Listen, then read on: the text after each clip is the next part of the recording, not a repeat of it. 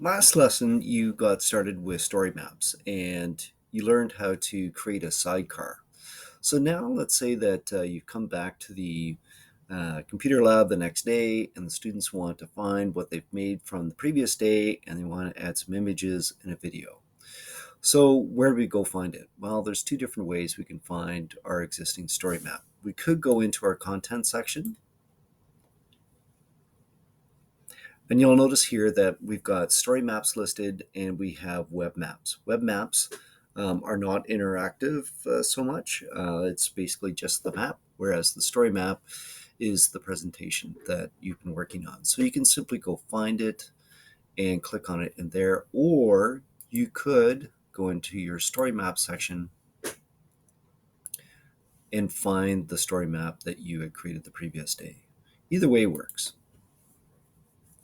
So once you get in, if you want to add an image, there's a couple of different ways you can do it. The best way is simply to download the images and then upload them to the website. So for instance, if I want to add a cover image, it does suggest that you can do a link, but it's not available at the moment. So instead, I would have downloaded some images earlier. I'm going to go look for them, which are in, let's see here. And let's say I want to use this image.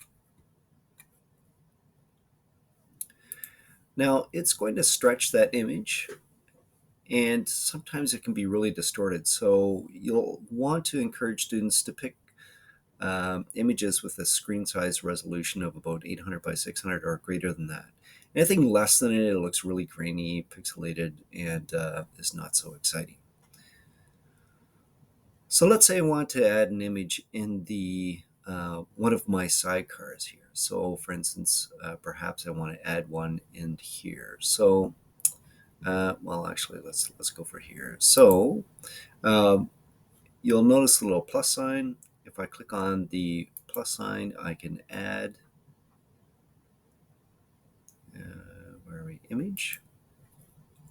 And once again, you can either use a link, which doesn't tend to work so much. If you're repeating an image that you've used earlier, you can go from the story, or once again, just simply upload from the files that you've saved. Now, once you've uploaded, you'll notice that you can add a caption. I always highly recommend to students to add a caption.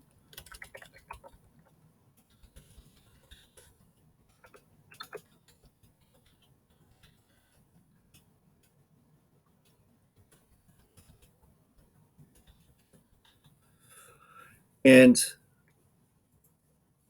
you can add multiple pictures. So I can add another picture if I wished. On the other side of the coin, let's say I want to create another sidecar here, but instead of using a map on the main stage, I want to use an image. So for instance, let's say I want to add this picture here. Now, you'll notice that maybe I don't like it being stretched over the entire piece. For instance, maybe I've got a diagram showing a process or something along that line. I can simply go in and I can adjust the focus of the picture. So for instance, maybe I want to focus more towards the top there, or I can go down here to fit, do not crop, and it'll show the entire photo, but it'll be much smaller. So you'll see it looking like this. Another great feature is you could add video. And once again, you could add video either on the side stage as a very small video, or if I wanted to add video on the main stage here, I would simply go, first of all, to YouTube and find the useful video that I want. So this one is showing us how the oil sands are being produced. Oil sands are recovered. And I'm just going to copy the link to that and then put it in here as video. And this time the link will work just fine.